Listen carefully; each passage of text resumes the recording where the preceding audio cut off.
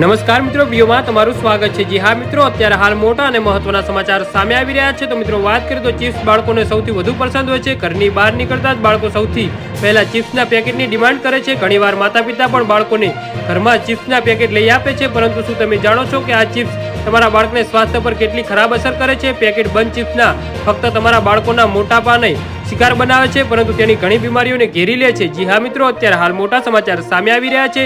તેમાં ડાયાબિટીસથી માંડીને કેન્સર સુધીની બીમારીઓ સામેલ છે। રિસર્ચમાં જાણવા મળ્યું છે કે પેકેટ બંધ ચિપ્સમાં હાર્ટ સંબંધિત બીમારીઓનો ખતરો પણ રહે છે। આવો જાણીએ પેકેટ બંધ ચિપ્સમાં તમારા બાળકને સ્વાસ્થ્ય પર શું નુકસાન થાય છે। તમારા બાળકોને ભૂખ કે ઈચ્છાનો સંતોષવા પડીકાનો ખોરાક ખાઈ રહ્યા છે, તો આ સમાચાર તમારા માટે છે। વિશ્વભરમાં રહેલા ફાસ્ટ ફૂડ અને જંક ફૂડ અને પેકેજ ફૂડનું સેવન લોકોના સ્વાસ્થ્ય માટે હાનિકારક સાબિત થઈ રહ્યું છે, ત્યારે ભારતમાં લોકો પણ આ હોડમાંથી બાકાત નથી।